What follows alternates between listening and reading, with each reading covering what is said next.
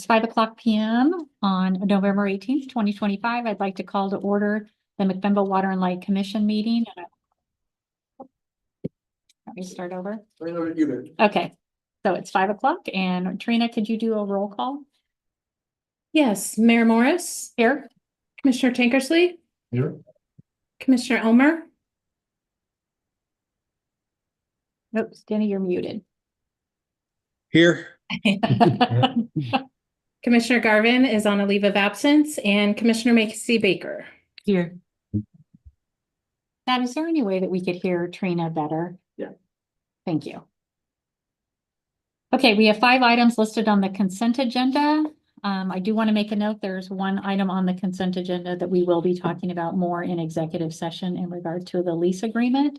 But do I have a recommendation, or excuse me, a motion to approve the consent agenda? Or would you like anything pulled from it? Nope. I move approval. Okay. So I have approval from Commissioner Tankersley and a second from Commissioner Lisa Macy Baker. Any further discussion? And that's the whole consent agenda. Correct. Yes. Okay. All those in favor say aye. Aye. All right, thank you. Included in the packet are accounts payable and purchasing reports. Are there any questions on these reports? No. Nope. No. All right, we will move along. We have no employee introductions this month. There are 2 staff reports on the agenda. I'd like to invite Finance Director Mark Dunmeyer to update the commission. Evening, Madam Mayor, Hi. members of the commission. Each year, about this time, we do an annual review of Radius Recycling, the parent company for Cascade Steel. And I've got a short statement that I thought I'd read, and then I'll answer any questions that you might have best that I can. So as part of the power sales agreement, Cascade Steel Rolling Mills, the creditworthiness of parent company Radius Recycling is reviewed annually with an update to the commission on status. A year ago, Radius Recycling underperformed on 2 of the 4 financial performance metrics required by the power sales agreement, which placed Cascade Steel in credit default per the agreement. They remedied the default with a cash payment per the power sales agreement at that time. Then in July, Radius Recycling was acquired by Toyota Tsusho America. This was just days after Radius Recycling reported their 3rd quarter financial results. And since that time, Radius is not reporting any financial information anymore, as they've been acquired by Toyota. So as a result, Cascade Steel continues to remain in credit default, since Radius Recycling remains Cascade's parent company per the agreement, and Radius no longer publishes any financial information that would lead to them showing required financial metrics to get Cascade out of default. So finally, per the power sales agreement, an additional cash payment calculation is performed each month to address increased financial risk due to changing loads. And to date, 4 additional cash payments have been billed and received as part of Cascade Steel's credit default remedy. An amendment to the power sales agreement would be required to change Cascade Steel's parent company in the agreement. And Cascade Steel's management hasn't communicated any request towards this consideration. Staff will inform the commission if that were to change. So at this time, that's a report this year, a little bit different than it's been in prior years. And like I said, if you have questions, I'll do my best to answer. So I think the issue is the change in parent company. And Yeah. we don't have any concerns whether they're financially stable to continue the process. The Cascade Steel management has communicated that they feel like they're in good shape, and certainly when you look at Toyota Tsusho does not publish financial information with the SEC, so I couldn't pull like their 10Ks. They don't have them. They're a Japanese company, but they're part of Toyota, large organization. I mean, from kind of the little bit of research I was able to do, certainly financially, that organization looks very strong. And that's kind of what we've heard from Cascade Steel Management. So, but they haven't indicated that they want to pursue some type of a change in structure with Toyota that would involve us opening up the agreement. So essentially they would be in default until the end of our contract in 28. Right. October or September 30th, 2028. In default, just based on, It's a credit default. It's not, Right. it's not, it's Yeah. not a payment default Right. or a performance default. Right. And what we've done is to remedy the credit default, they've provided an additional deposit essentially that is adjusted for their payments through the year. We're not telling you that amount because the payments by an individual customer, we keep sure, confidential. okay, And it's classified actually as unearned revenue. So it's revenue that we've received, but it's not been applied yet because Cascade hasn't. Defaulted. Yeah, they'd have to default, then it would get applied. Or they go out of default and then it could be applied. But until that time, it just is on a balance sheet sitting there. okay. So Sam, help me if I don't remember this correctly, but as I recall, there were sort of two problems. One, that the bill is huge every month. And if they even got a month behind, didn't pay, we would have to pay Bonneville because it's through us. And then the rest of our customers would spend a very long time paying that back. And so we were concerned about that. The second was that Cascade Steel is not a publicly traded company, and so we couldn't really see what their financials were like. And besides, as a subsidiary, the parent company could suck a bunch of money out, and we'd end up with nothing to go after because there'd be other debt against it. So as Mark pointed out, we said if the parent company signed a guarantee saying we're responsible too, it's not just the mill. And because they were publicly traded, they had published financial statements and we could look at those, and I think we hired somebody to help us figure out what a reasonable financial situation would be. And if they met that, then they didn't have to make a deposit with us.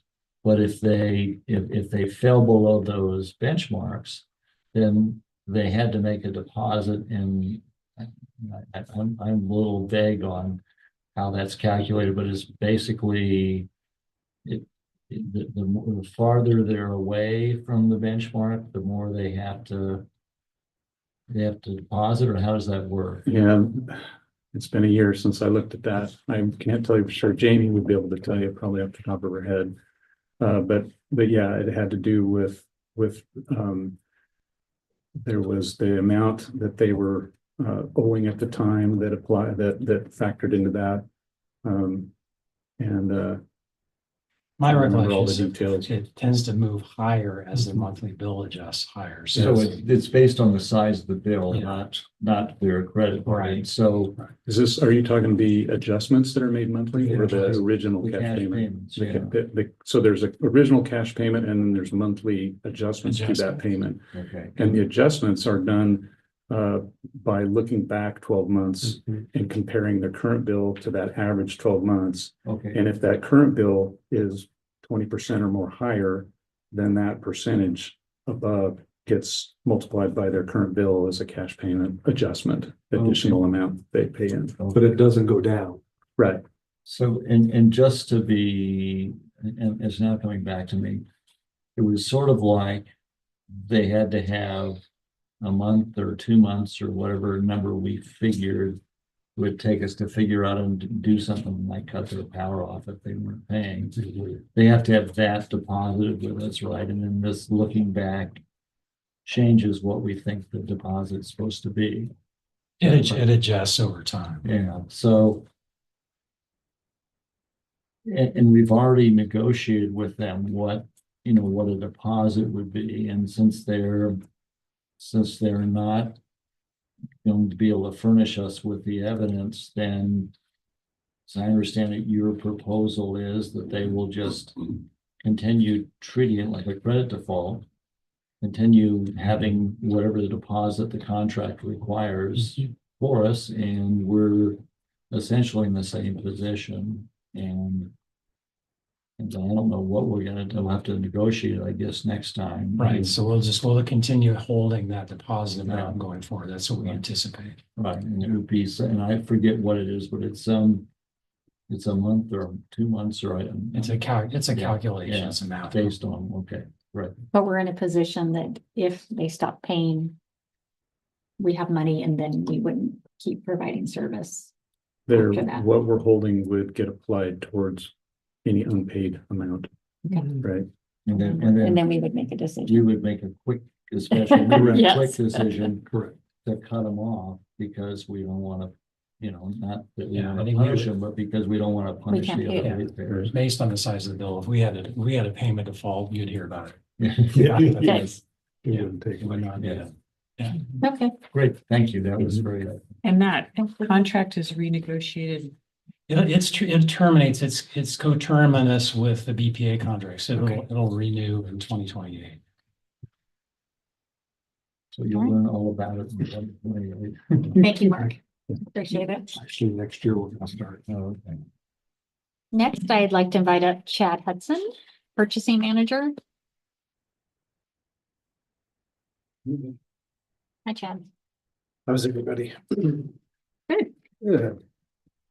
Yeah, tonight we want to talk a little bit about the mass plywood panels and the timber harvest. Potentially on August 7th, we had a special meeting to discuss what material will be used for the warehouse. MPP or mass plywood panels was selected as the material for that. During that conversation, it was brought up a few times that it would be a pretty cool story if we can incorporate some of our wood fibers from the watershed into that mass plywood, into the mass plywood panels. So since that time, staff's been working with Ferris, the manufacturer of the MPP, Mason Bruce and Gerard, PNC Construction, kind of see what that would all look like. There'll be two separate transactions if it was to go forward. So Ferris would purchase the timber from McMinnville Water and Light. They'd use a chain of custody, so when it gets through the yard, make sure that our wood gets processed for the MPP. And then McMinnville Water and Light would purchase the panels from PNC via Ferris. So Ferris looked at, got our plans, and they came back to us and they said, it looks like it's gonna take about 1 million board feet of timber to be able to generate everything for the warehouse. So we sent that over to Mason, Bruce and Gerard, and they selected a 35-acre parcel very near the treatment plant that could work for this project. Stands approximately 80 years old with the average diameter of 20 inches. It would have to be harvested in the winter. So one of the caveats was we need to keep it close to the pavement. I think Brent might have mentioned from Mason Bruce that a different stand may have been selected if we're harvesting during the summer. So I just want to bring that up. Ferris actually came out to the treatment plant and they looked at the timber. And they offered at the time, and Brent will talk about this a little bit more in his report too, I believe, but they offered a price of $700 per million board feet to purchase our timber for that. Per thousand. Yes. Yeah, thank you. Per thousand. That was a little light. Water and Light would be required to contract for a logger and transportation to get it to Ferris. So the transportation, the stumpage value is what, 450 per million board feet? What's an Estimate with still total stumpage value of 450,000 if they were to purchase it from us. As opposed to if we were to just go ahead and just sell it as a normal timber sale, we're estimating $550 per million board feet for a stumpage value of 550,000. So It's about 20%. I think you gain selling it as stumpage versus just delivered logs. You do lose some value there. To do this type of project. So there is a cost associated with it. And so we just wanted to come to the commission, present that. Brent's gonna follow this up with his annual report. We just want to, you know, that there is a story there as well. There is a potential option or a pivot point if the commission decided, well, maybe we don't want to harvest that much for the warehouse. The warehouse is gonna be mainly seen by operations staff. You're not gonna have a whole lot, it's not gonna be public facing. So we're going through design right now, and it's looking like mass plywood panels are gonna be on the ceiling or the roof of the all-staff commission meeting space. That would tell a story in itself. I mean, it's public facing, people will be able to see it. So details have to be worked out with Ferris and PNC, but that is an option that commission could consider if they opted not to do the 35-acre parcel. So. Just wanted to You present want us to that talk to about you. that right now? Okay. So we could not do the warehouse and do Just the Well- commission just the boardroom. I mean, we wouldn't use our timber, we'd still do the mass plywood, but not with our, but not with our timber, and we would use the timber for. You know, it would be a much smaller harvest if we did it in the all-staff commission. which I am totally good with that because I think the story is in the main building, not a warehouse. Yeah, I think we should not do the warehouse building with our timber. There's the $100,000 that we lose that way. I mean, I realize that number can change. And then I just checked with Brent. I think, Brent, you said it'd be at least 20, up around $20,000 additional fees from your firm. And then I don't know for sure, but if I were Ferris, I would want to, if I had to do a chain of custody and keep this separate and figure that out, I'd charge more for the panels. So I think that, because we don't have a bid on the panels yet, do we? The firm bid? No, it's an estimate. we have So right I would suspect that if anything, it's gonna cost more again for doing that and so I think we're getting close to a major percentage, not the majority, but a major percentage of the money we were gonna save by doing this in the first place.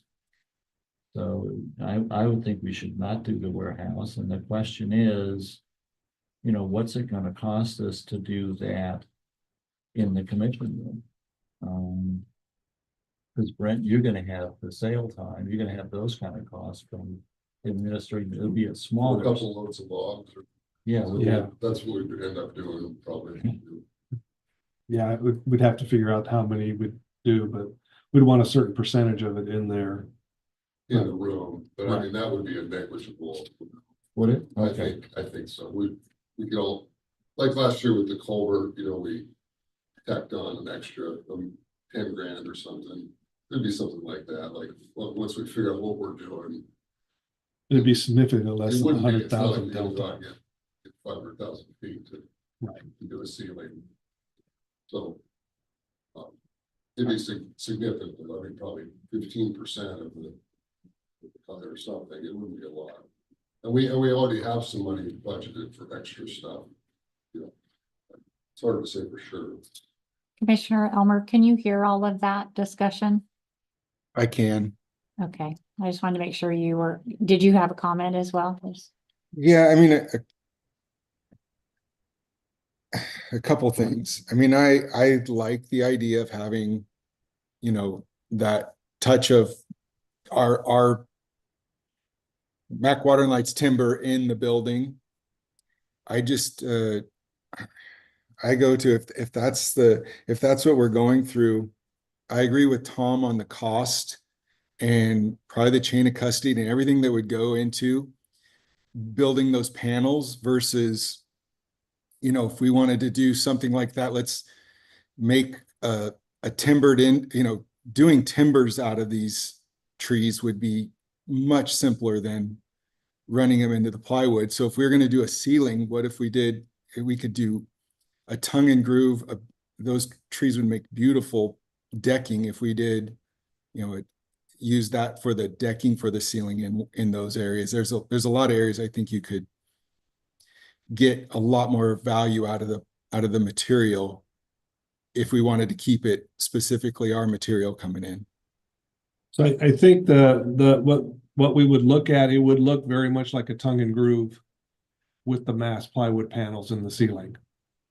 If we used our timber, because that was the option we were looking at, is using that finish, if you will. They would Yeah. provide the finish on the panels. Yeah, I mean, if that's the look, I believe the value of sending it and there's a lot of mills that would run specifically that wood into a decking product that there would probably be less than doing those panels. I mean, that's at least my guess on that. Yeah. The difference there would be you'd have to do a ceiling where these panels are going to be everything. It will be the structure of the ceiling too. Okay, yeah, So we looked at it as having exactly kind of what you said. It would look just like a tongue and groove on the plywood panel. okay.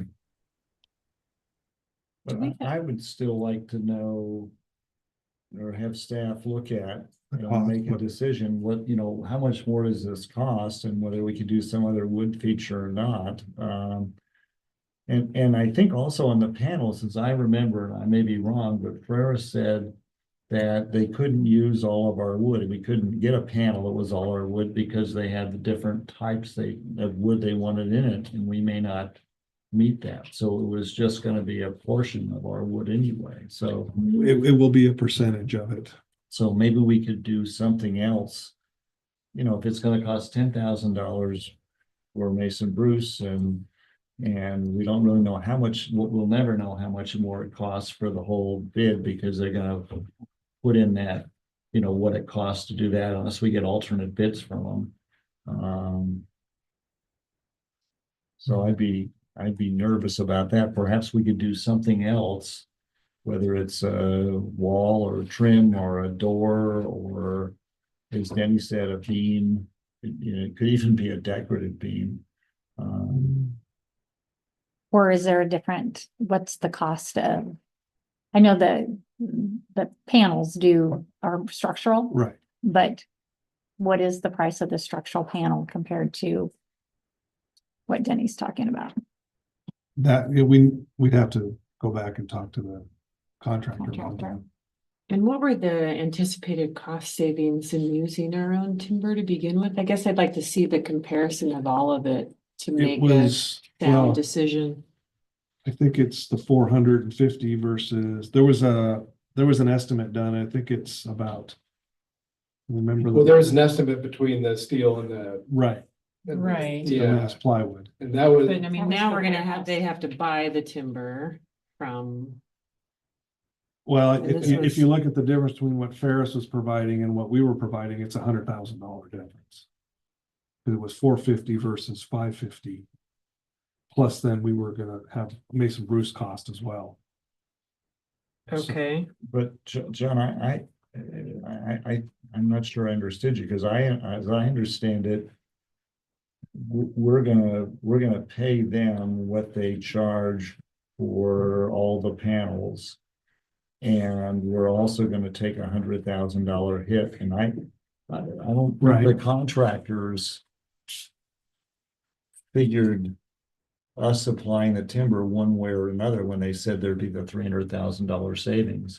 Because I don't think they anticipated it would be higher or lower. It was just, this is what Ferris charges. But right? what I'm mentioning is the difference between Ferris and us providing our timber is 550, right?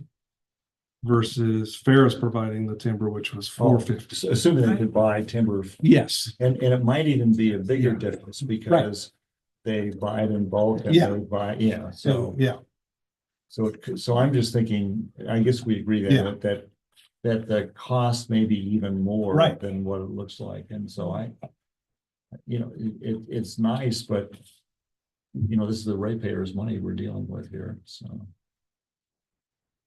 Yeah, our timber is a very high grade. I think the better value of it is probably going to be in the companies that typically buy those stands for the high value timbers. and that high grade versus peeler logs. But I think 2 or 3 truckloads into the ceiling of the commission would tell the story. Where we Yeah. would have a huge amount of expense there. Well, what is a huge amount to you, John? I'm Seriously. thinking, $10,000 or $20,000 versus what we were looking at before. Is there a way to get a better Mhm. figure?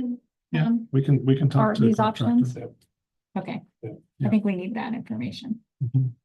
I think we are in agreement that we don't need to Do the use it in warehouse. the warehouse. Yeah, and that's kind of the way it Correct. was left last Yeah. time at the meeting was we're gonna put it in the warehouse and kind of staff kind of had the same idea the commission's having right now. So we kind of pivoted and we're like, well, this could be a potential option. Hasn't been explored, it's been talked about a little bit, but we haven't gotten there yet. Okay, Yeah. no, I think But that's the good. direction we were looking at doing. Okay, Okay. great. Thank you. Thanks, Chad. Next we have our consultant partner reports. Brent, our forester. Where?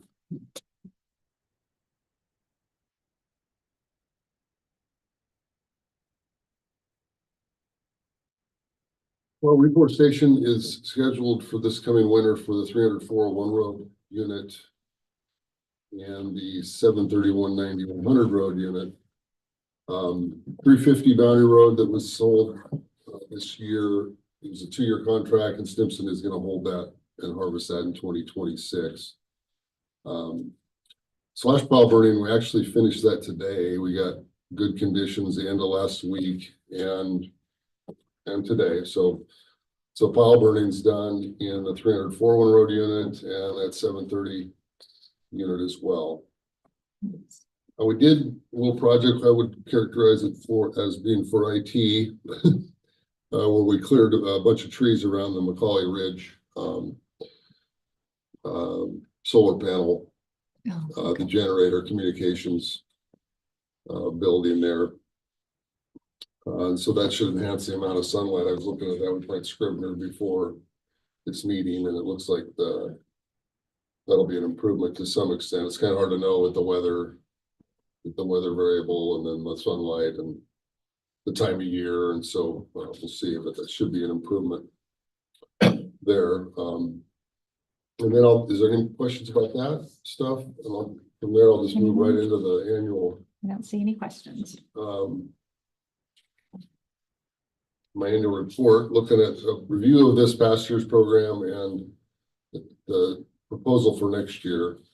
And then I assume everybody's pretty much reviewed this, so I won't go line by line for 30 pages. I think last year we were here about an hour, but so I will kind of breeze through the entire thing, but stop me or let me know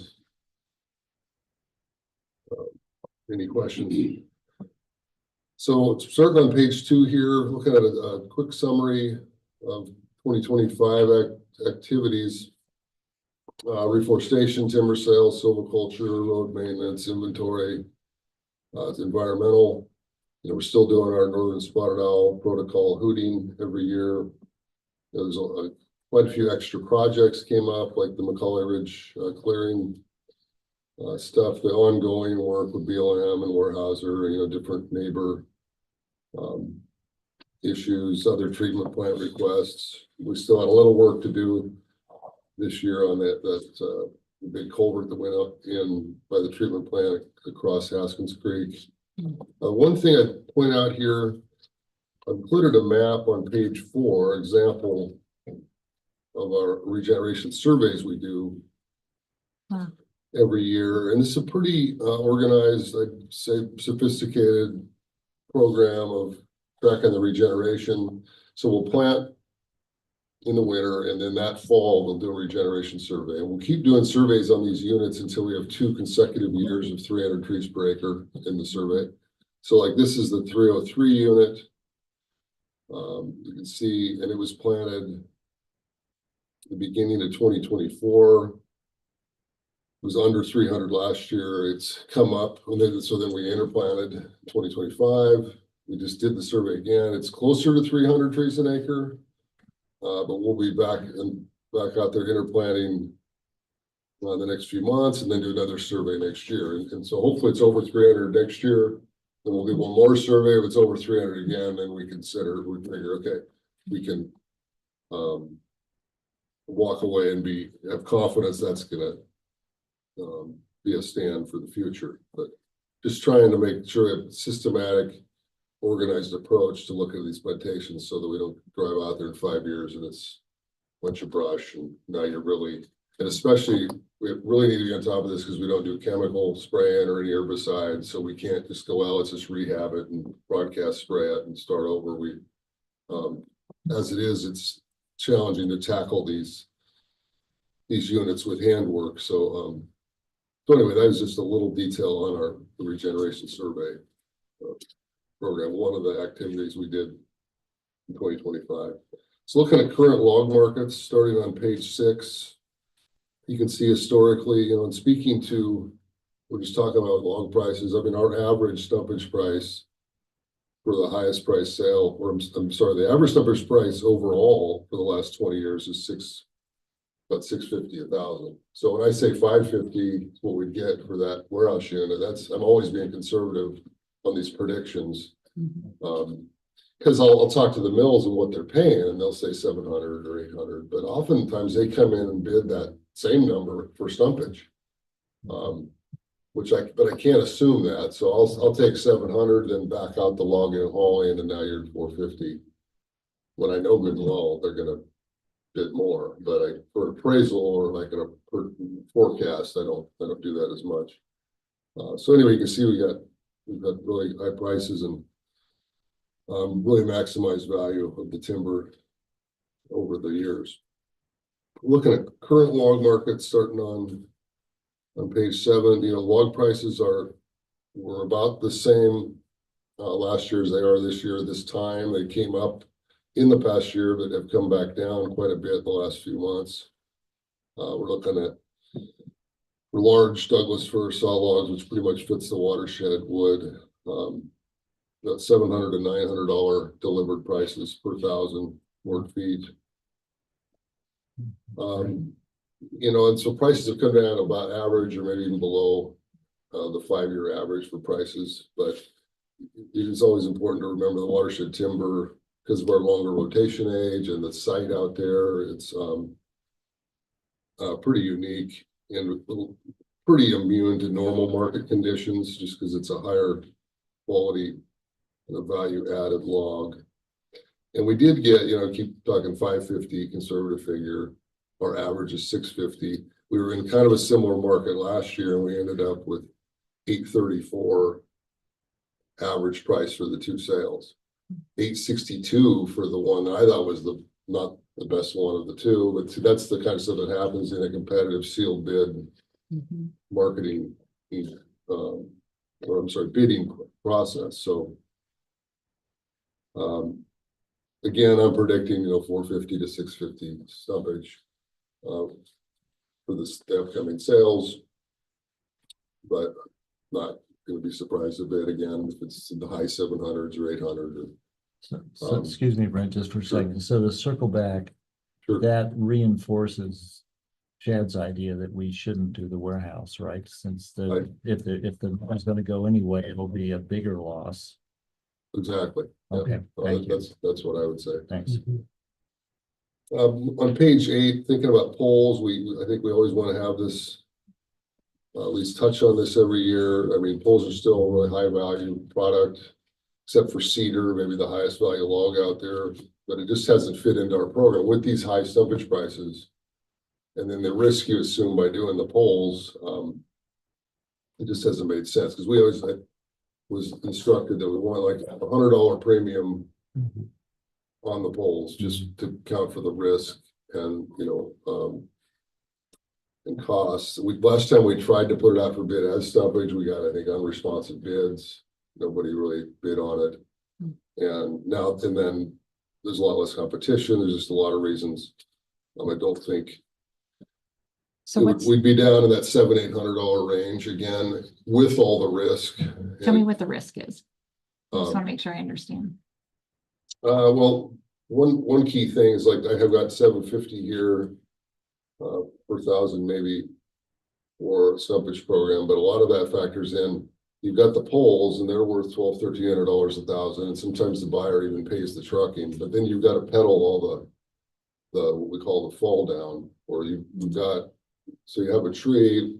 I think a record tree was a 240-foot saw logs off the bottom, and then a 110-foot pole, and then a short log on top of that. So out of that 190, 200 foot plus tree, we only had 110 feet of that was a pole.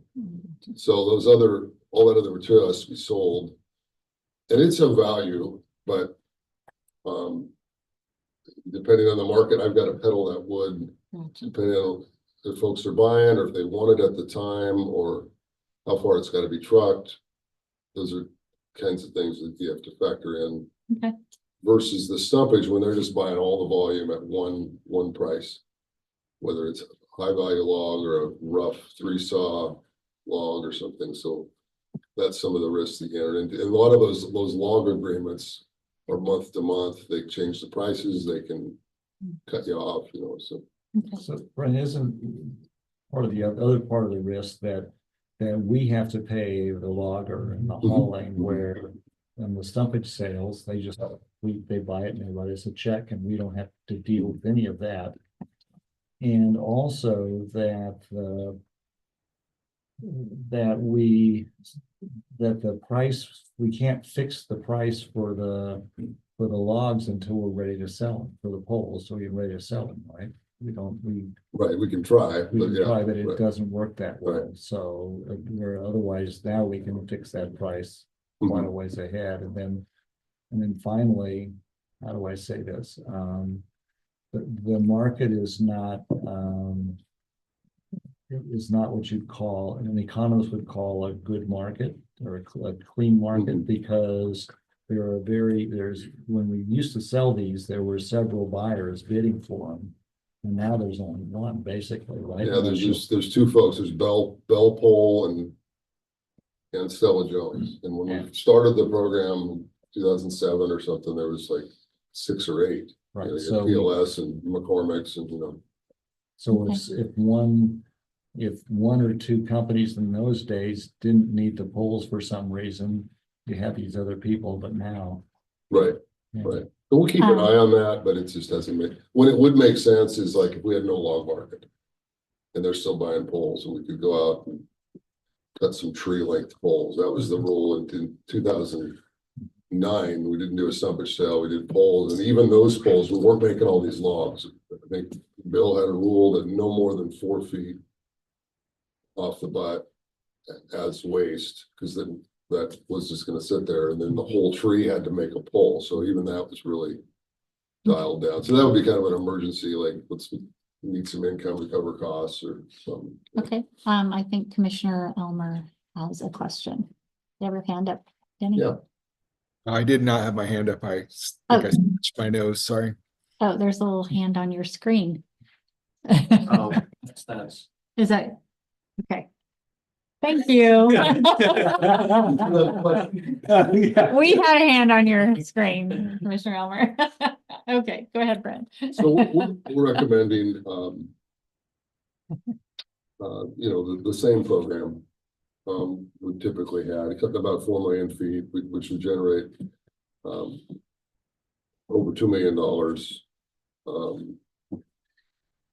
for next year. To keep in mind that we're looking with, in terms of sustainability, we're targeting our historic growth plots show about 4.5 to 5 million board feet being grown in the watershed annually. That kind of defines sustainability, where we'd only harvest what we're growing. And so that's what we target. And we'll look at some graphics, a few pages here that show that, to illustrate that. We can then continue to work in this older type as well that's declining, and target the stands most in decline first. And then we are seeing, 2 years ago, I think 7 mills closed. 1 or 2 of those were large log mills. There's still opportunity for larger logs and big timber and folks pay a premium, but there's less of those folks out there, so. So then looking at, quick look at the historic harvest summary and a little bit of the watershed inventory on page 11. You can see the annual harvest volume for the last 20 years. Sustainable levels about 4.75 million board feet. And in the last 20 years, we're averaging about 4.5. So we're actually under the sustainable level, which is good. A good check on the volume calculation for sustainability is just simple area control, because this volume figure is based on 70-year rotation. So you should be cutting a 70th of the watershed in theory of the available for harvest part of the watershed annually. So that's about 80 acres or so. I was thinking I'll add a graph next year that shows the average acres per year, but that's basically where we're at, is 80 to 100 each year. Sometimes that goes up, sometimes it's down. We didn't have a stumpage sale one year in the last 20. So that averages out. You can see the harvest revenue, the graph in green on page 11, pretty well tracks with the volume, although you can have a year where you sell a lot of volume at less of a price, so maybe the revenue doesn't exactly track. Page 12 shows that acres by age class. We've got, over 750 acres that are still 100-year plus. Tom would appreciate, I know Bill used to talk about, we're going to need to be cutting in that older type. We should be cutting it for the next 15 or 20 years. And then I would say 15 or 20 years. And so the last few years, I've started to say like 5 to 10, because you said one time, I've been hearing this 15 to 20 years for about the last 15 to 20 years. So, but I went back and looked, I've changed the age classes a little bit in the last 10 years, but in 2015, we had about 1,700 acres over 60 years old. And now we're at like 1,200. So that is gradually coming down. But of course, we're always going to be kind of heavy on the end of the older stands, which is good. And then even if you think about, well, that number coming down, they're still going to only to a point, because we have large reserve areas around the reservoirs, and then in riparian areas and other areas just aren't strategic for timber harvesting in a watershed. So there's always going to be an element of the larger timber out there. And then I break down on page 14, we get into the individual alternatives, just for some options. We've generally always done alternative number 3. I did tack on the warehouse unit, which I won't get into since it sounds like we're not moving forward with that plan. But I put that on here in terms of what that means for increased income and volume and so on. But you can see the cumulative amounts here of I have salvage in there. That's again would only take place on its own if in a case of no log market. And we said, well, let's do a small program to get some of the dead and dying trees, cover some costs. Otherwise, that salvage just ends up being harvested as part of the large wood sales. And salvage is really a function of having older timber. Weyerhaeuser doesn't have a salvage program when you're cutting at age 40.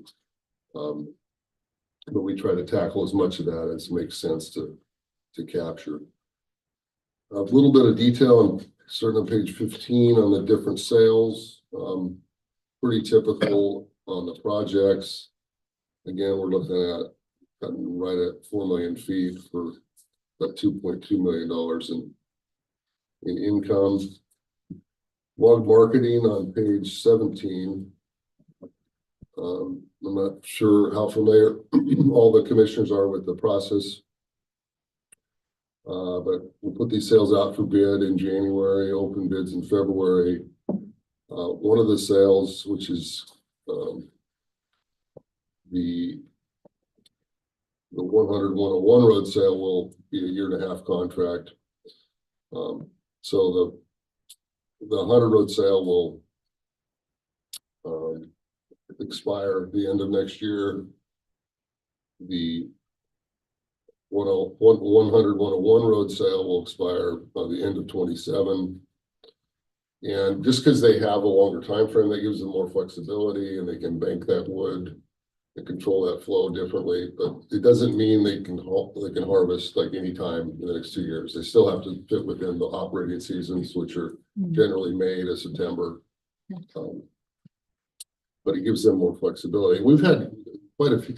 Well, we haven't done this for that long, but since we've done it, we've had several cases where they paid for the entire sale before they got it. Like the one Stimson's sitting on now will be entirely paid for in January. I know Herbert did that several times, but they'll pay for that flexibility and control of the wood. So that's the basic program. Are there any questions about the process of how they're sold? Or so then you can see on page 19, here's a map of the entire watershed with where these sales lay out. The red there was that warehouse unit.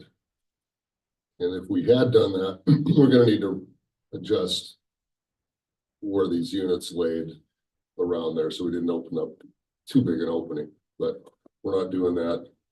I won't get into that either. There's a photo on page 20 that shows the sales as well. The sale on a 2-year contract would be this 101 road sale to the north. You know, one key part of the 100, 103, 114 road sale is that unit 3 is right by the treatment plant, and the treatment plant folks are real anxious to harvest that just because it's gotten on everybody's radar now, or in everybody's mind. What if something blew down there on the plant, and can we just clean that up? And so I think we'll harvest that and then just create like a 100-foot strip that's not planted. So, and then like we're doing the power line, lower the rotation age there, so we don't ever get into having 200-foot trees right by the plant. So looking at the proposed budget, starting on page 22, you can see over time, and this is tracked. If I went back we did this over 20 years, it's about the same. Where we're at about, it fluctuates. So right at 9 or 10%, we're under 10% in terms of our management costs versus timber sale income. So in the last 10 years, there's been about $31.5 million generated in the program, and MVG's costs have been a little over $3 million. So I'm very pleased with that, because that's our charges, and that's all the seedling charges. That's contractors for planting, other contract stuff. So that's the trend there. Page 23. Quick look at the last 5 years of budgets. You can see we're going to be right at. You can see the budget as year to date, and then the forecast at the end of the year and what the budget was. So we're going to use most of this year's budget. I would say in the last 10 years or so, our charges have been pretty flat. The main increases have been in reforestation. I mean, we've seen. I used to quote even 10 years ago, it was about $1 a tree, including administration, to plant to reforest. And now it's like $1.30 just for the seedlings and the contractor without the admin even. And we saw that really like the last 5 years, I guess, like everything, where the costs really gone up. Reforestation. There's a graph of that as well.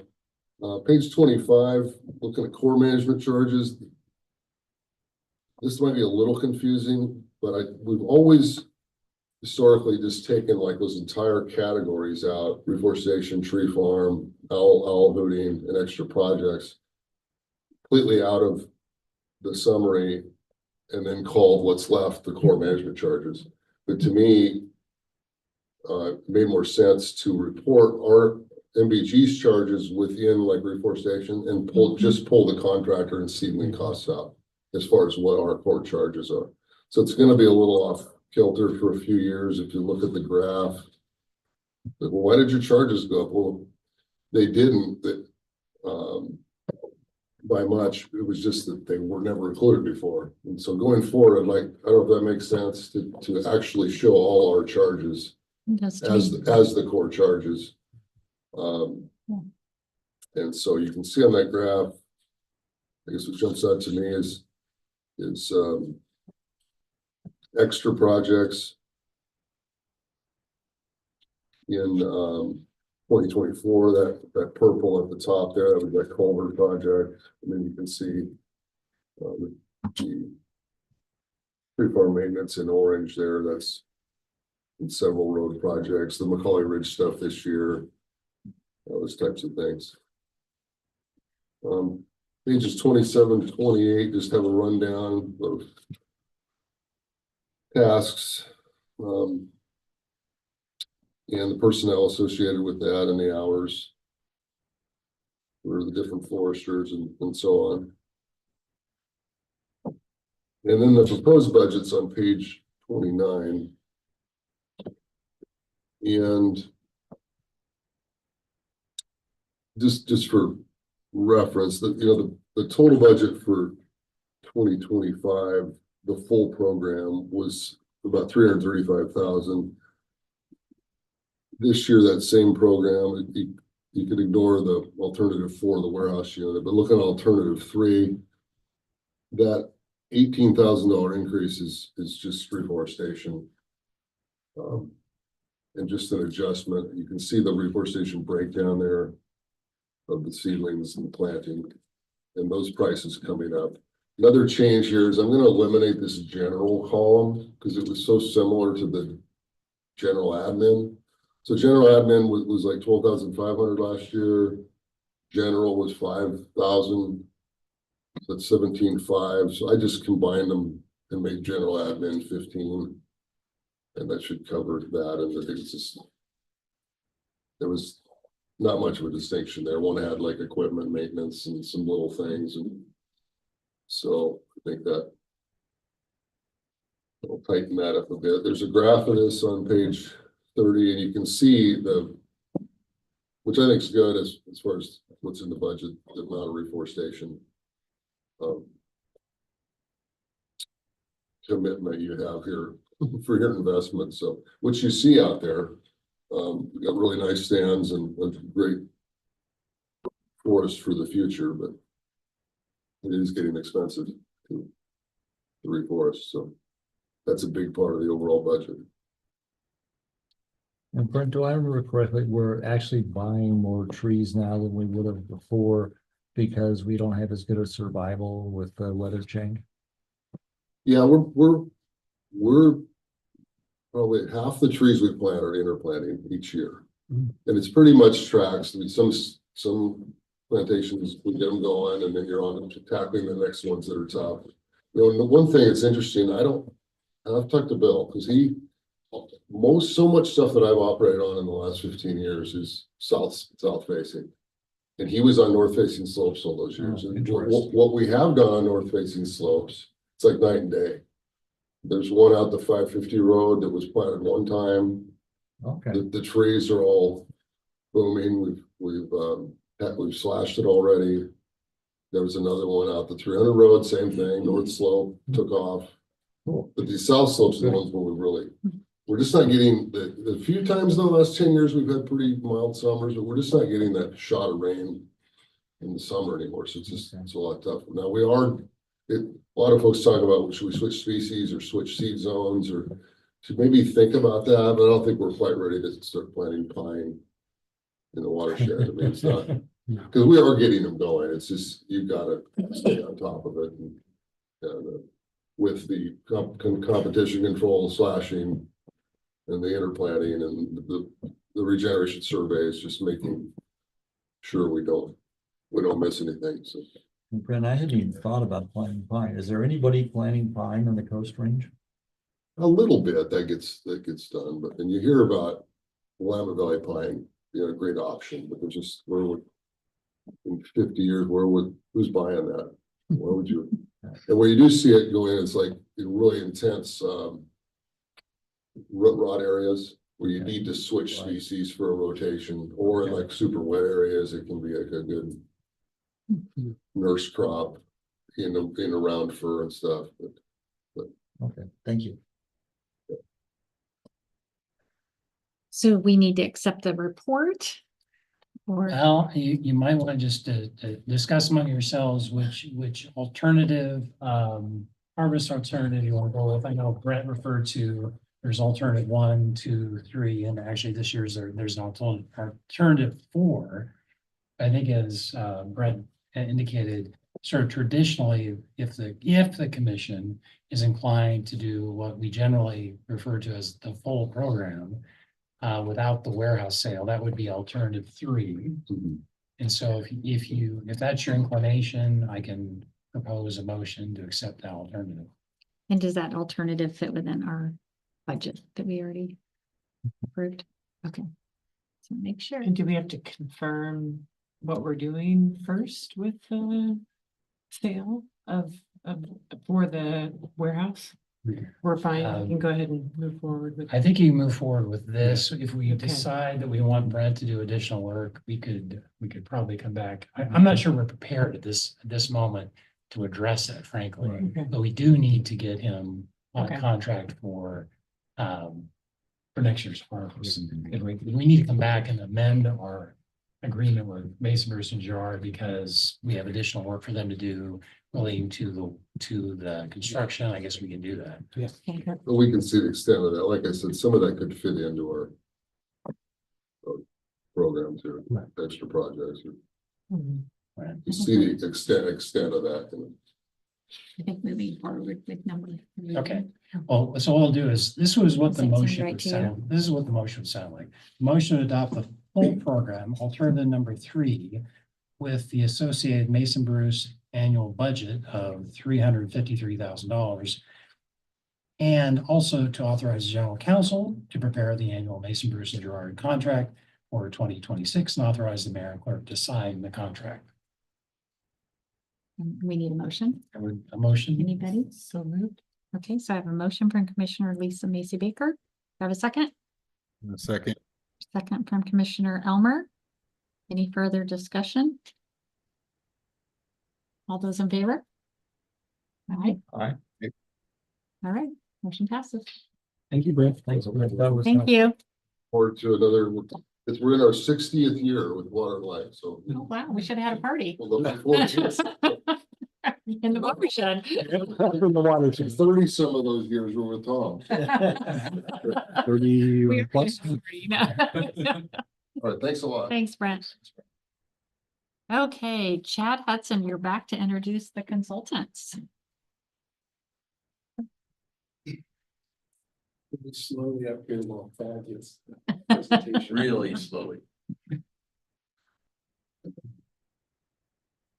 And here in a second, we'll be bringing up the team. I'll introduce them to you. I think you've met most of them before. But staff just kind of want to give an update on where we're at with the facility project. It's full steam ahead as far as the design goes. So we've gone through schematic design. MWA will be here to present that. PNC Construction will also follow that up with a short presentation on the first cost estimate for the project based off the schematic design. And then we'll also end with a high level schedule. So we're moving forward. We finished the first phase of design.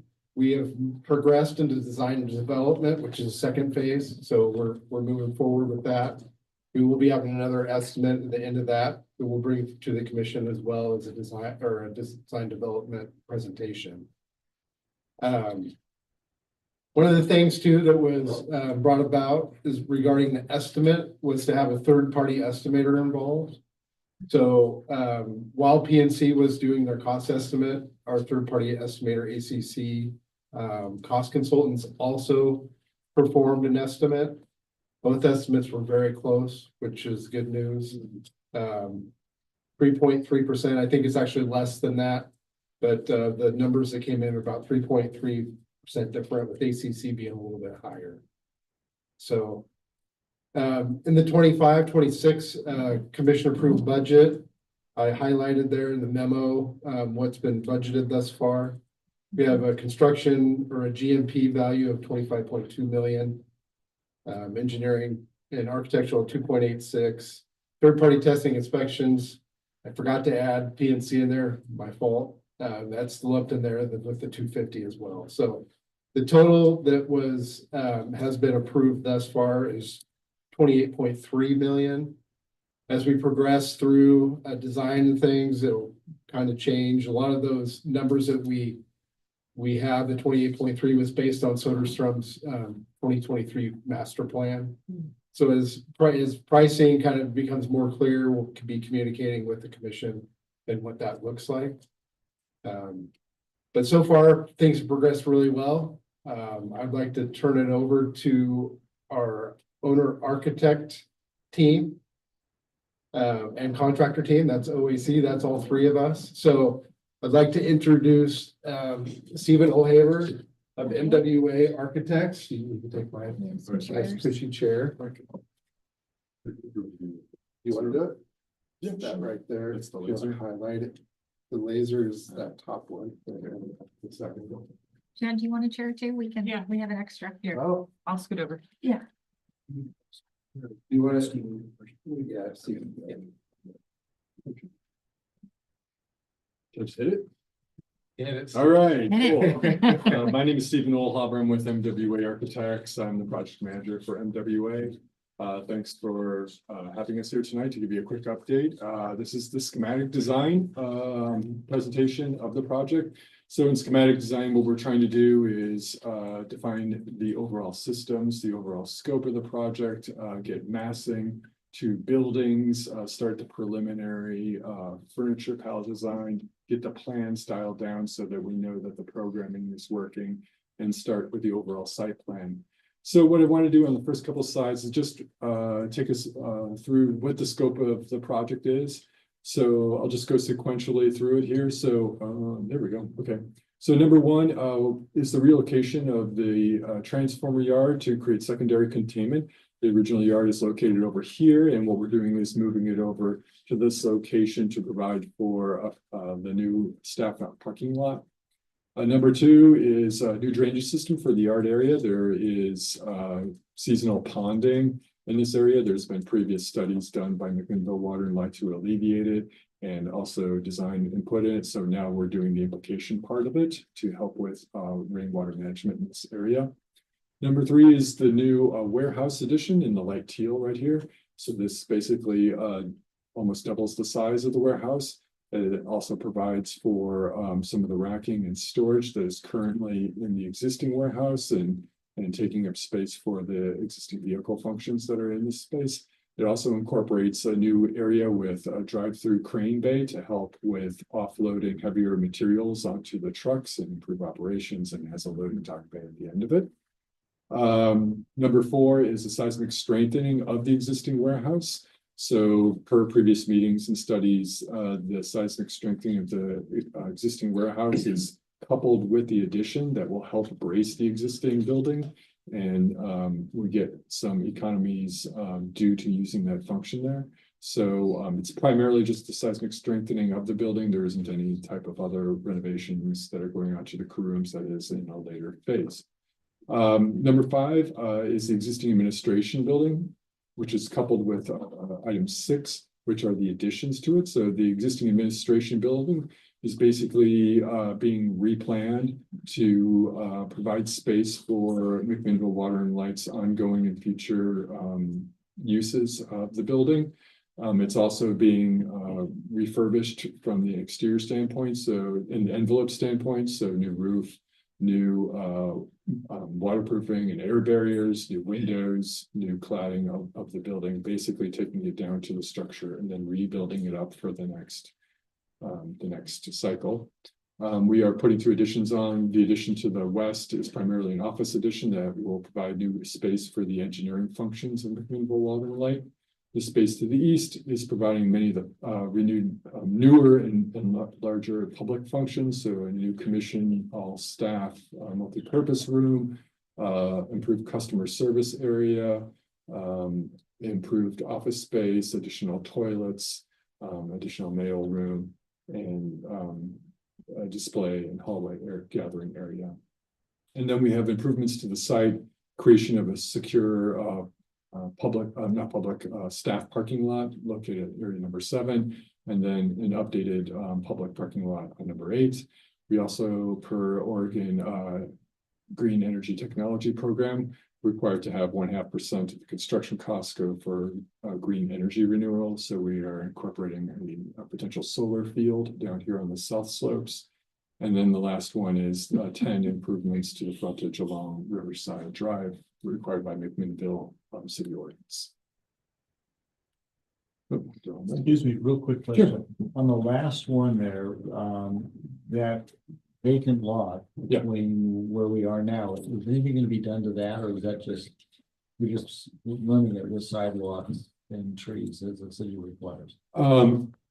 The current plans is, just mainly the frontage improvement, which is going to mainly occur along Riverside, and then a connecting sidewalk that will go along Marsh Lane. And then we're looking at doing some secure fencing along the exterior. Nothing, I couldn't read this stuff in the middle, there's nothing's happening. There's no, it might be used for some construction staging, Sure. but there's no or to build structures in that area or developments really of the land itself. Is it a different tax lot or is it? No, it's one it's tax all- lot. okay. It's like 18 point something acres total. This is just a little blow up, just to give you a little bit better visual of the areas, that are immediate to the project. So again, the warehouse building, the addition being number 1, the existing building number 2, the additions onto the administrative building, the existing being number 3, the additions being number 4. You can kind of get a better idea of the the secure staff parking lots to the north, and then the public lot to the south, and then the additional solar fields here. One of the features too is also trying to create a new drive. We're using the existing drive access points for the new lots and how we incorporated them so that the flow is actually improved into the new staff parking lot.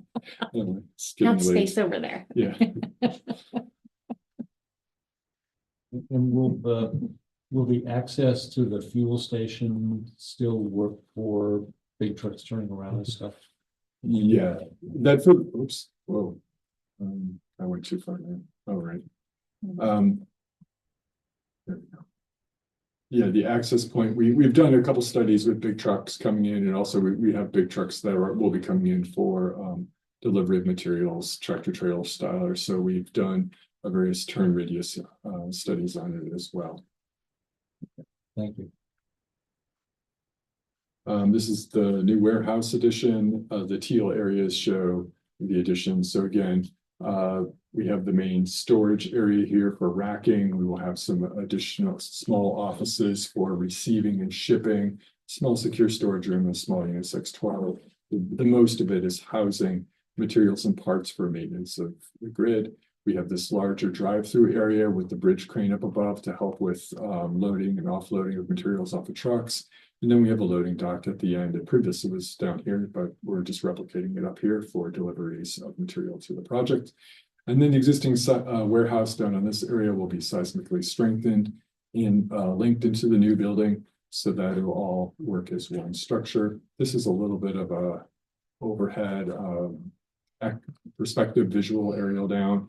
So what we're seeing is existing building right here, the addition that goes off. There is a step up in the building over the crane bay to allow for clearances to move material on and off the truck and the hoisting of those materials. The exterior will be a metal panel system, very similar to the existing. It'll go over the MPP panels that will be the walls and roof panels up here, and that will be tied in with the existing metal panel roof. So from the exterior, it should remain looking pretty much like the same style of building. On the interior, you'll see the exposed panels. This is a plan of the office building. So what we're seeing with the red lines here is the areas of where the center existing building and then the expansion to the east and the expansion to the west, working from the west to the east, or just is basically a central office area for engineering with flanking north and south offices. As we move to the existing building, we're keeping with a lot of the main organization of the building. Perimeter offices to the north and the south, the center being set up for the server rooms and IT, support toilet rooms that are being enlarged and modernized, some interior workspaces and conference rooms, high density filing to improve record storage.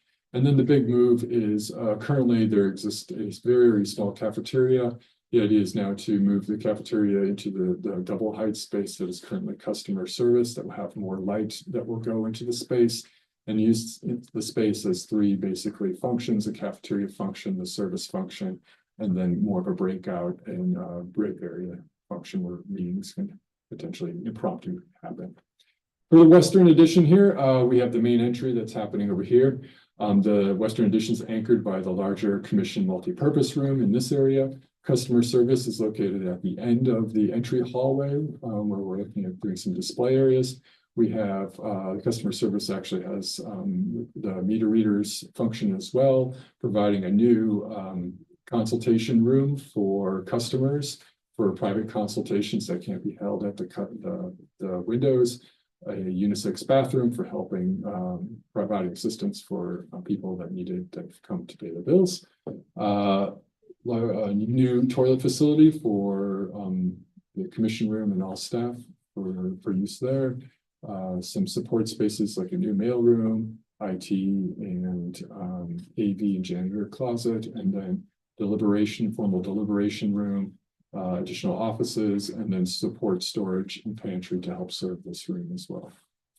The structure is all wood structure. We will be using MPP panels for the roof panels over in this portion of the building and this portion of the building. Excuse me. Sure. It looked like it was open for somebody to get from the entrance back into the staff area, unlike now. Did I not understand that? The entry point is secured at a number of areas to provide checkpoints and security. So we have the main security point here that, well, actually there's a couple. So as you go in, this is the first secure checkpoint here. So customers that come in will be restricted to this area. There will be a secure point at the private conference consultation room. We'll have the unisex restroom, but for the most part, this area will be secure most of the time. When this area is open for a larger meeting, or if there is flow through required, we have another secondary secure area here that separates the public areas from the main office area all the way down here. On the exterior of the building, there's actually a secure wall that actually happens along this area that separates the public parking off from the private employee entrance over here that links to the yard, as well as the secure staff parking. Does that help? Yeah, it does. These are some renderings of the building. So we worked with MW&L Water and Light to go through various precedent studies to talk about the architecture typology, architecture that's native to McMinnville, the Yamhill Valley. And we settled on a forms that were distinctly Pacific Northwest in character, where we have the gable roofs, the large gable roofs with the overhangs, the expression of the structure being expressed in terms of the steel, of the dark steel columns and window frames, and expression of the glulam timbers with outriggers as they come out of the roof. Large expanses of glass to bring the exterior light into the interior, and also the expression of brick and wood as the primary materials of the building. So very quickly, just a quick, I have another slide following that shows this a little bit better, but this is some of the different elevations with the new gable roof, This is engineering with a shallower gable roof at the western addition. This is the long addition that you can see down below from the bluff with the commission area here, the existing portion of the building with the double height space back, and then the engineering addition here. And this is more of the reverse side. Again, everything from this line over is customer service, and the commission rooms is on the secure, on the open public side, and this is now the secure private side. These are just some images from the project and the work so far. So what we're seeing is this is sort of an aerial from the main entry point. So we have the drop box and sort of the flow through of traffic would happen like this. But we're looking off into the public parking here that would form sort of an L shape around the building. Again, we're trying to use the Pacific Northwest style of architecture, large gable roofs, overhangs, expansive glass, use of brick and wood. We have the secure wall with landscaping on the back to create sort of a nice backdrop to the public experiences that comes in and also provide as a security feature. We are in the process of designing the commission room. So commission will be a large sort of single 1.5 to double height space with the expressed as from previous discussions in this meeting, the MPP panel with sort of the tongue and groove look on the bottom of it, express glulam beams, bringing in light into the building. A quick unmapped, but a quick idea of what the commission dais would look like with the McMinnville Water and Light branding behind it, the staff desks on either side, the podium for the speaker, visual screens. So what we're trying to do is get a schematic understanding of how the room would work and how to keep developing it further. Yep. Second, sorry to keep interrupting, but one of the things I've always enjoyed about the way the commission worked is we were around the table and sitting up like that. I wonder if there's another way you could do that where you wouldn't have a dais where people set up, and often when we have 5 commissioners, we'd have some on one side, some on the other, and then we'd have a staff that we worked with at the table. And I won't be here, so it doesn't matter to me, but I will tell you that it was a good thing for many years that people could look at each other and not be down there looking down on people. That's a great point. Yeah, we can keep talking about it as we develop it further. I totally understand what you're saying. It's a little bit more formal setup than you have right now as well. Part of the idea was also to help engage the public as a little bit more too, so that but definitely appreciate the comments. This is kind of a preliminary look at the schematic design finished palettes. So again, we're using the dark frames, sort of Pacific Northwest look, dark frames, expression of wood, sort of the neutral gray tones, and some muted but lighter splashes of accent color. These are some of the precedent studies that were done, looking at different ways of customer service, some of the finishes, what the quality of the sort of break room would be, what the quality, light and quality of a similar commission room may be, and just sort of an aesthetic pictorial depiction of what the project could be. This is sort of an initial rendering. We're in the process of developing the scheme further and further, and then we'll have more realistic renderings as we move through design development. But again, this is basically looking from the sort of entry to the site into the public lots on either side. The main commission room being the prominent feature as you enter into the project. Prominent branding of McMinnville Water and Light, so it's easily seen and addressable. Calling out the main entrance with a sort of gallery space behind it with lots of glass and storefronts, so it's very visible the activity. The customer service room being just down the way here, just another kind of visual. This is all kind of still being developed further as to how to create a sort of an inviting plaza space here. It's been in development, so we're anxious to show you the new updates. All right. I'm going to turn it over to Jeremiah. Sure. Yeah, so I'd like to introduce Jeremiah Dodson. He's our pre-construction manager, and Derek Deeman, he's our estimator. They're gonna present the first cost estimate Sure. based off schematic design, and then I'll also have a schedule. Okay. Hopefully we can make the dollars make sense. He's got a lot of puns, yeah. Okay, so this is hard to see out there. I've got some blow ups on the next ones, but basically what you're looking at is a schematic design estimate. And this center is the total cost for the project, which we've come under $25 million. The total cost that the schematic design came in at right now is at $24,797,373. And what we did was break out for valuation there. Yeah, this column here represents what the valuate. Let's not really do it.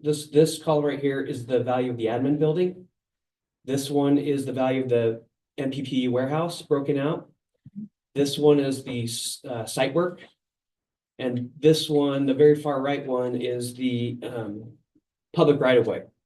We did that so you can kind of see where the buckets lie and how much things are. The estimate is broken up into what we call the CSI divisions, which is construction specifications. It's a standard across the construction industry.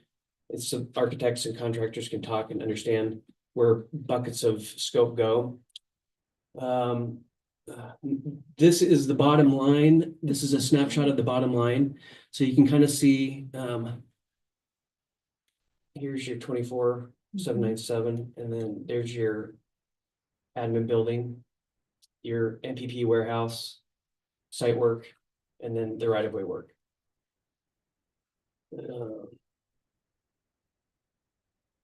First of all, before we leave that, do you guys have any questions? And then I'm going to talk about high-level schedule, milestone schedules for the project. So this estimate represents what Stephen just kind of presented to you, the full schematic design set. Hey, do you want to, sorry, I don't want to interrupt. Go for it. But kind of, we meet weekly in our OAC meetings, and one of the things that after this first estimate came through, PNC has something they call a budget tracking log, or BTL is what we call it. So we're looking at the estimate regularly. Would you like to explain? Every week, and this is something that we do. It's almost what we call live estimating. So just this estimate represents the schematic design set, but we are live estimating every single week and meeting with this log to look at the total project cost in between the milestone estimates. So the next milestone estimate is going to be design development. We're not going to wait and estimate the design development when it comes out. We are actually estimating throughout the entire time. So every week we'll look at the number, the total number, and always know where we're at.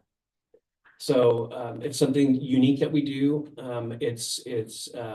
The tool is very powerful. I wish I had an example up here. There is an example in our original proposal that you can see, and I did talk about it at our interview.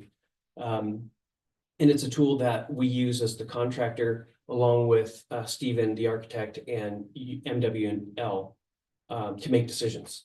So if we need to cut some costs, or we want to look at adding some things, different scope, it goes in this log. So that makes sense? So are those columns to the right supposed to total? Yeah, so these right here are breakouts of the total. So does that square footage per square foot equal out that way? So it's $1,000 per square For foot? that first column, there's something that happened where it didn't calculate right, so it's not not calculating the full square footage of the admin addition and the warehouse. It's just pulling over the admin addition. So that first column's not accurate, but everything else to the right, that's calculated. So right square here, footage. no square cost per square foot, et cetera, down here. So those are right. So it's for the admin, it's about 600 square foot. Okay, Correct. Yes. all right. And when I saw the whole chart, I thought I saw something about the relocation or something. Is that included or not? No, it's not, right? No. Okay, so the relocation and moving in and out, that's not included. That's a separate, yeah, this is just representing the schematic design set of documents.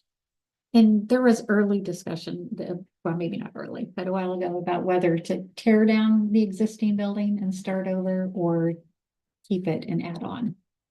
Did we end What up was that? evaluating that? It ended up not being something that would be feasible. Not cost effective Yeah. after all. Okay. Yeah. Thank you. We wanted to throw it down as an idea, but after kind of reviewing it, it was just, Not it as wasn't good of feasible, an yeah. That's a lot. Okay. Perfect. Thank you. And then, high level, like project milestones. So this is a condensed version of the overall schedule, which is very detailed, but basically you have early procurement starting in February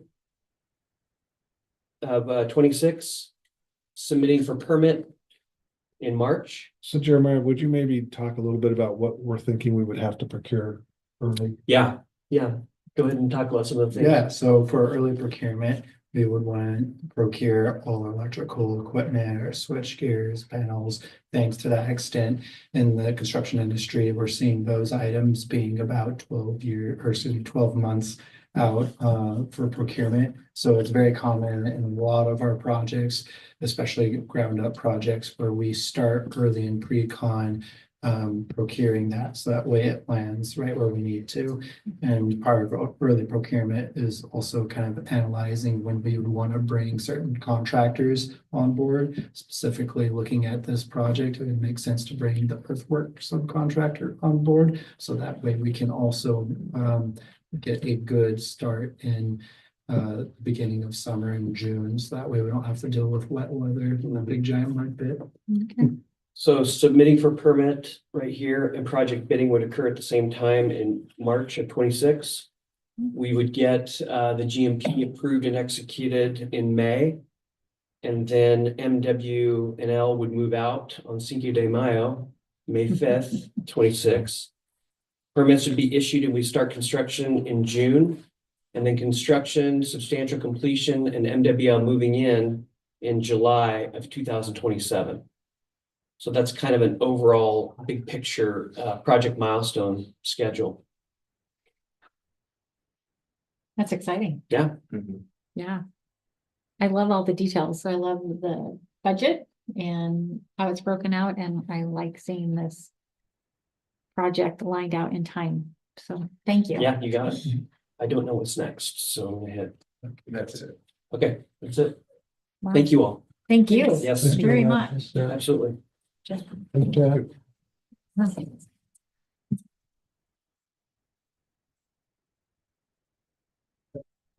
Super exciting. that? That's super exciting. Did anybody have any questions, I guess, before they? Nope. Thank you. Okay. Remind me of. Guess we didn't have any. Thank you. Covered it all. 1988. 40 years. Yeah. And it's had no changes since then. No, out there. No, in the bill, I'm talking, this is the physical building. The only thing we've changed is interior walls Yeah, to make more offices. Improves them in The only thing we added, create security. we added the fuel station is all we. It's the big one that we've added. Okay, there are no appearance requests for tonight. New business, the financial audit. Right, again, back up, Mark Duntmeyer. Well, again, Hi.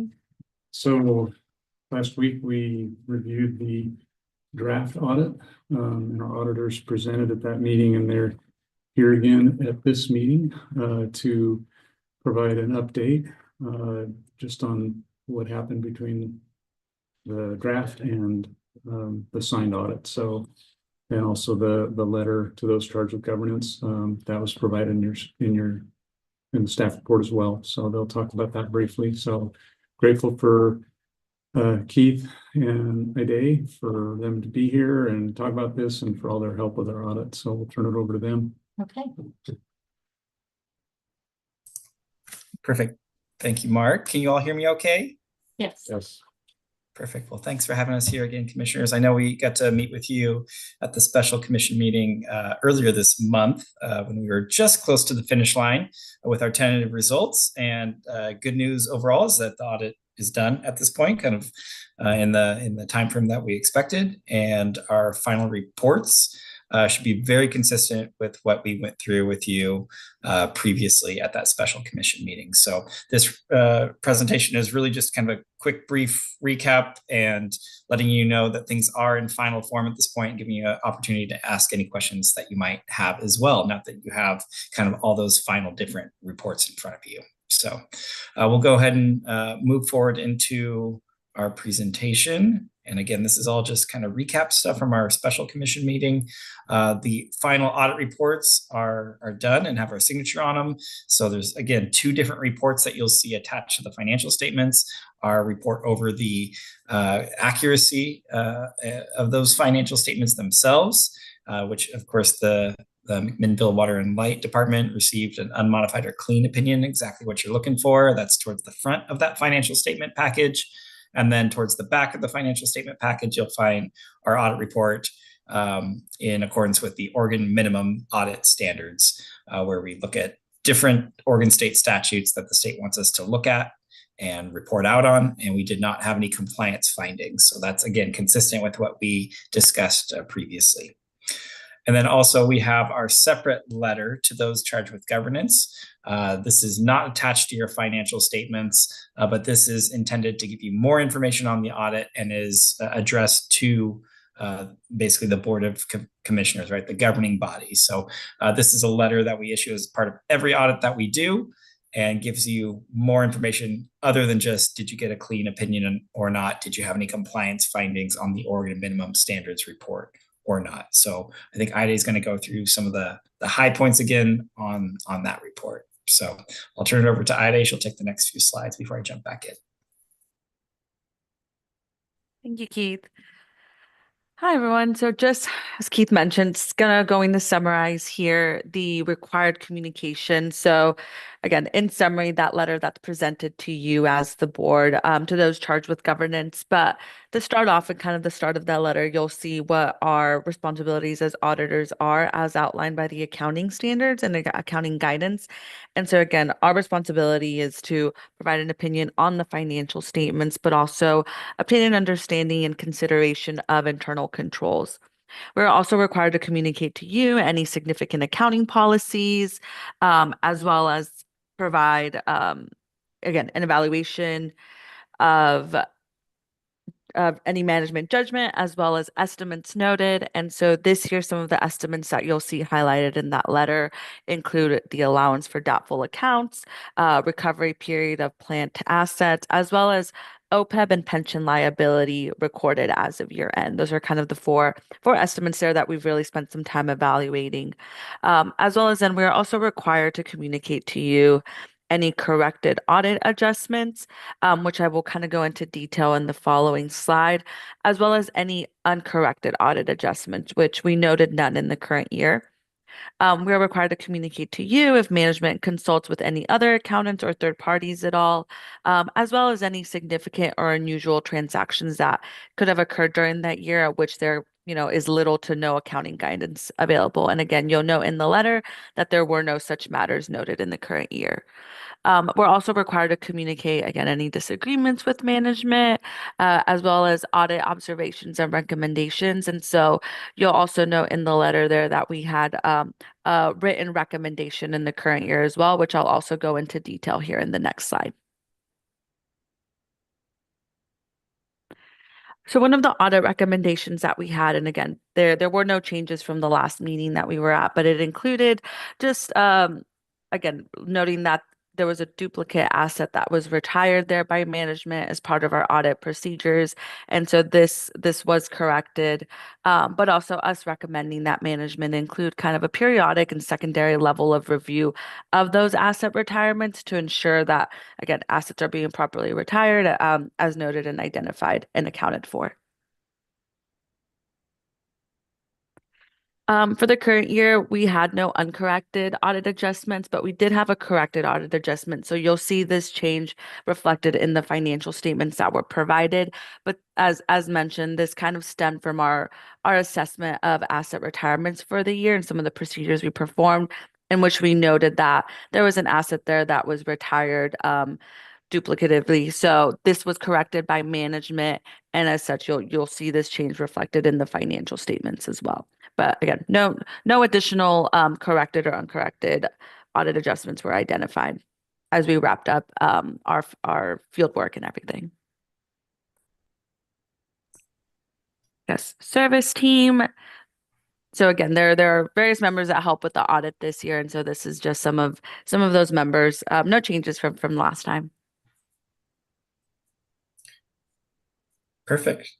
So I know we went through that pretty quick, but I know since things hadn't really changed much, we just wanted to make sure that you saw the final reports, and management wanted to make sure that you had those before you and had a chance to ask any questions of us now that you have those in front of you as well. So we're happy to entertain any questions that you might have. Other than that, I think that's everything that we had to present. Commissioners have any questions? No, we're good. Thank you for all you did. All right. And Thank you, everyone. Appreciate your time. Thank you. Bye, everyone. Have a good rest of your meeting. Thank you. And at this point, the commission would typically hear a motion or receive act on a motion to accept receipt and acceptance of the waterline audit report for fiscal year ending June 30th, 2025.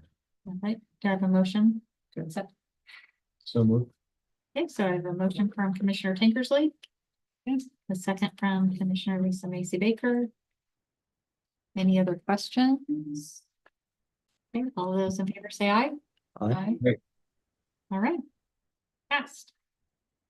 Thank you. And thank Yep. you, Mark. Thanks so much. All right, next we are gonna go to the pump station. Zone 2 pump station improvements, amendment number 1 to extension agreement, James Burke. Hey, Chad, again. Just like it up there. I'm gonna chat up here. Also got 2 items pertaining to zone 2. So we've been working with the property owner up there in zone 2 west of town for a couple of years now. Back in July of 25, the commission entered into an extension agreement with Holt Homes to proceed with the solicitation of bid for construction of zone 2 improvements. In that extension agreement, there's an option to amend the agreement upon receiving bids for construction. So Holt Homes has reviewed all the contracts, the solicitation bid documents, and they've asked us to amend the contract at this point. They've met all the requirements today. They signed the contract or signed the amendment. They've reimbursed us for our self-performed work, and they submitted a security deposit, for all the work for the 3 contracts, including self-performed work that's going to take place during the construction contract. Staff's recommending the commission approve the amended contract or amended agreement to the extension agreement, approving the mayor and clerk to sign. I can answer any questions you have. One note on here would be the exhibit A1 has the breakdown of all the costs. If you want to go through those, we can.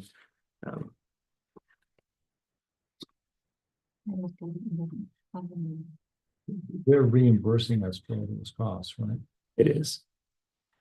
So as part of those costs would be all the reimbursements that are tied to the project, the self-performed work.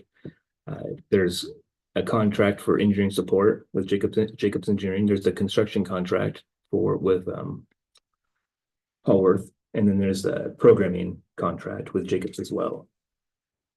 And are we the self-performed work, are we being paid back for the things we did earlier in preparation for this? That is correct. We've been already paid back for that work. Our crews did some work in engineering work as well up around Fox Ridge, and they paid for that work up to date.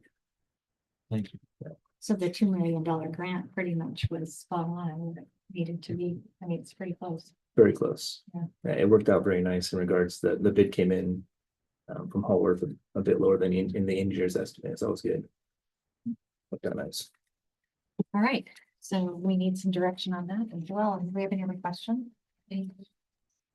So staff is looking for a motion from the commission to approve amendment number 1 to the water extension agreement for water pump station and transmission main improvements only with Holt Holdings, Oregon LLC in Delaware, limited liability company, contract number Z2 2025 to provide finished water to water pressure zone 2 and authorizing the mayor and clerk to sign. Got a motion for that? So moved. Hey, Lisa Macy Baker, motion. Do I have Second. a second from Commissioner Elmer. Any other questions, discussion? All those in favor, say aye. Aye. Any opposed? All right. Thank you. Passed. Next, we're going to the pump station again in zone 2. And this is going to be construction contract and Chad. Yes, we're seeking recommendation of award for that previously mentioned project. Obviously, this was a formal procurement process, so we advertised it in multiple places. It generated a lot of interest. We had a mandatory free bid conference at the job site. And we had 19 different contractors represented. So there was more than that, but there was 19 different contractors. We had a formal bid opening on October 7th in here, and we received 8 bids. So that was very good. We're very happy with them. The bid numbers were pretty closely, they're compact. So that was good. We're happy with that. After bid opening, staff evaluated bids for responsiveness, and then we sent the low bid to our contract engineer, Jacob Engineers, and they made a formal recommendation for award, which is included in the packet. So with that, staff is recommending. I got too many papers here. We're seeking commission approval to award a public improvement contract to Haworth Incorporated for the Zone 2 pump station improvements project for not to exceed contract price of $1,619,733 as the lowest responsive and responsible bidder in accordance with ORS 279C 375, and to authorize the mayor and clerk of the commission to sign the contract pending notice issuance of notice of intent to award and no protest being filed. I could not have said it. Great job. I know, I was like, he was watching. All right. I'm gonna move to accept that, and so I'm gonna make a motion. Second. So a motion from Mayor Morris and a second from Commissioner Tinkersley. Any discussion? Hey, all those in favor say aye. Aye. Any opposed? All right. Great job, Bryce. Thank you.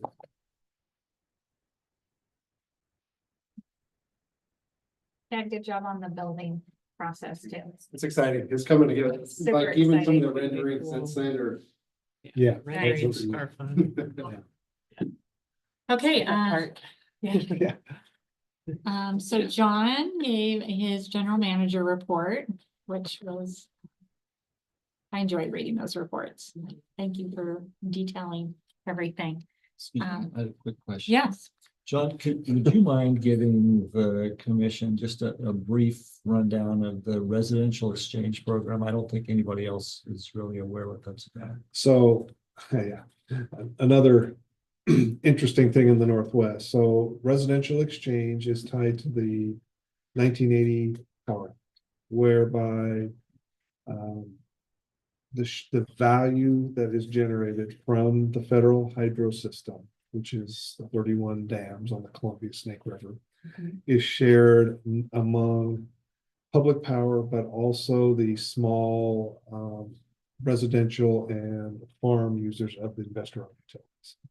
And so what that does is it shares a portion of that benefit, which ultimately we pay, the publics pay, because we get the greater share of the benefit because we have what's called preference rights to the federal power. And so basically what happens is there's a calculation done, supposed to be done every rate period. This last contract, it was a negotiated settlement with the investor-owned utilities. And currently the public utilities are paying about $286 million to the investor-owned utilities as that benefit every year. The next contract, we're starting negotiations on this issue right now. So what is coming out is the value is substantially less to the investor-owned utilities. And so this is going to be a contentious negotiation. Surprise, surprise. And so basically this is all tied to providing benefit to the non-public, essentially residential and small farm customers of industrial utilities. Thank you, Jim. Yes. And the IOUs are supposed to pass that. They do, benefit and there's through. actually, if you look at an IOU bill, I believe there's, like, I've seen a PG bill, that there is actually a line item on that bill. That's essentially a credit on the bill for that. Interesting. And I had one other thing that, for the commission, every year we do a recognition luncheon for employees that have made 5-year service intervals. So I think we have almost 20 employees this year. And typically the mayor comes, and typically one commissioner comes, so we don't have a quorum. So if there's any interest from a commissioner that would like to come, I have an invitation here. You want to come? In the past. In the past. Yes. time, don't you? I have been, I would like that, but if somebody wants to go. You should go. Okay, thank you. Are you okay with that, Jenny? Sorry. I think it's great that Tom would go. Yeah, no one's quit because of me being there, at least that I know of. And that Thank is you. December 9th. Yes. Just a super quick reminder about the December 15th BPA contract signing event. I know I've sent out a calendar reminder for that, but just want to make sure that's on everyone's radar. We'd love to have everyone come. Yeah, and if we're jumping on to calendar items, the other item is, we're gonna need to, complete, John's performance review. And so I know I spoke with, our clerk earlier today, and she's hoping, you don't have to settle on a date right now. I think she's gonna be reaching out to you, trying to set a date probably in the first week of December for a special commission meeting. In the meantime, we'll need to get together with Commissioner Elmer, who is our kind of our point person on this. I'll be working with him and with Ms. Humley to sort of set that meeting up for you. So, but anyway, so I think he'll be talking to or communicating with Trina in the next several days, trying to figure out a time for a special commission meeting. Probably the week of December, is it 1st or 4th? Is that what it was? Yes. That's sort of the target, if that works out. Trina, you have access to my city schedule, don't you? I do. Yep. I'll start there. Yeah, since there's committee interviews that week. Okay. So, thank you. Yep.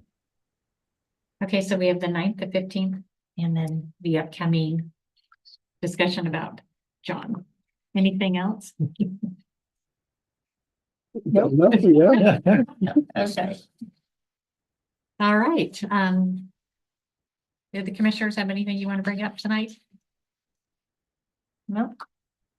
Denny? No? Okay, there's financial information in your packet. Did anybody have any questions on that information? Nope. Okay.